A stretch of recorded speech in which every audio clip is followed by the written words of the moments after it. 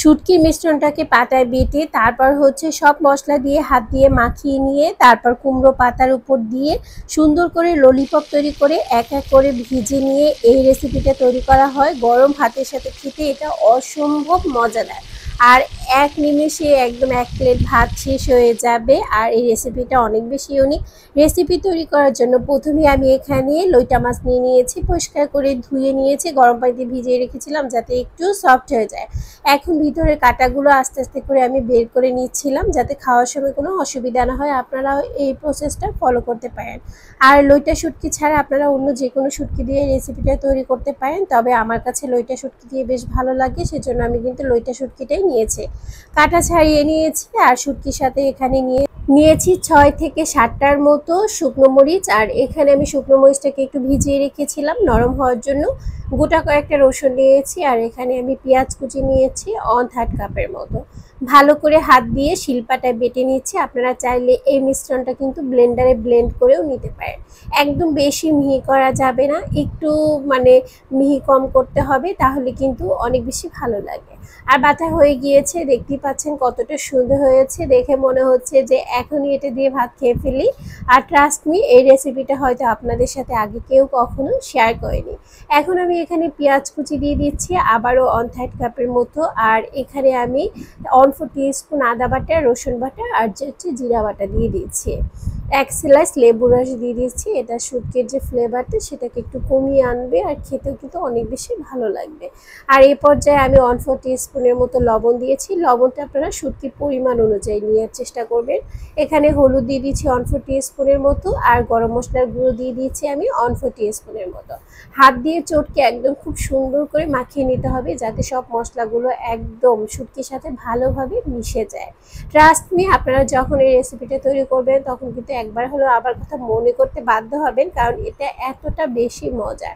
আমার যখনই ভাত খেতে ইচ্ছে করে না তখনই কিন্তু আমি এই রেসিপিটা তৈরি করি, কারণ আমার কাছে বেশ ভালো লাগে। এখন আমি কুমড়ো পাতা নিয়েছি। এখানে আপনারা কুমড়ো পাতার পরিবর্তে লাউ পাতাটাও ব্যবহার করতে পারেন, পুঁই শাক পাতাও ব্যবহার করতে পারেন, আপনাদের ইচ্ছে।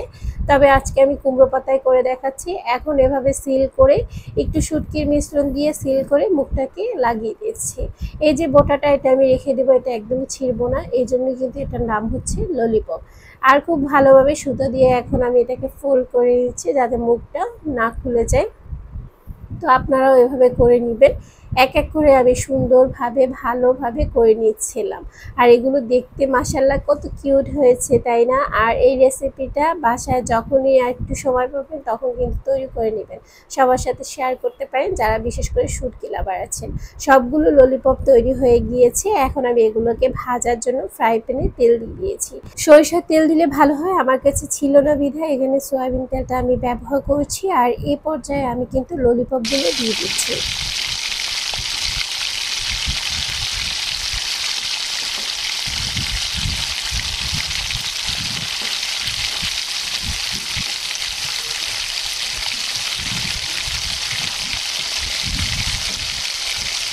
ললিপপগুলোকে আস্তে আস্তে করে আমি ভেজে নিচ্ছি। চুলার আঁচটা এই পর্যায়ে মিডিয়াম লোতে রেখে আস্তে আস্তে করে ভেজে নিতে হবে। ঢাকনা দিয়ে আমি আবারও একটু এটাকে রেখে দিচ্ছি দমে, যাতে ভিতরের যে মিশ্রণটা সেটা খুব ভালোভাবে কুক হয়ে যায়। আর একটু উল্টে পাল্টে আমি ভেজে নিচ্ছি। আর অবশ্যই কিন্তু চুলার আঁচটা লোতে রেখে দিবেন, নাহলে কিন্তু এই যে পাতাটা আছে পুড়ে যাবে, তখন কিন্তু খেতে ভালো লাগবে না, ফ্লেভার নষ্ট হয়ে যাবে। হয়ে গিয়েছে 5 মিনিটের মতো আমি এটাকে রান্না করে নিয়েছিলাম। এখন উঠিয়ে নিচ্ছি। এই যে আমার ললিপপ, আমি গরম গরম ভাত নিয়েছি আর ভাতের সাথে ললিপপটা খাবো বলে। আর এটার ভিতরে কেমন হয়েছে সেটাই আপনাদের একটু দেখাচ্ছি। দেখুন কতটা কালার সুন্দর হয়েছে। আর এটা এত যে সুন্দর ফ্লেভার, যখন আপনারা রান্না করবেন তখন বুঝতে পারবেন। কেমন লেগেছে আজকের রেসিপি অবশ্যই কমেন্ট সেকশনে জানাবেন। ভালো লাগলে লাইক শেয়ার কমেন্ট করবেন। যারা ফেসবুক থেকে দেখছেন পেজটি ফলো দিয়ে রাখবেন। ইউটিউব থেকে দেখলে অবশ্যই সাবস্ক্রাইব করবেন আর লাইভ শেয়ার করতে একদমই ভুলবেন না। তো আজকে এই পর্যন্তই, এখানে বিদায় নিচ্ছি। ভালো থাকবেন, সুস্থ থাকবেন, আল্লাহ হাফেজ।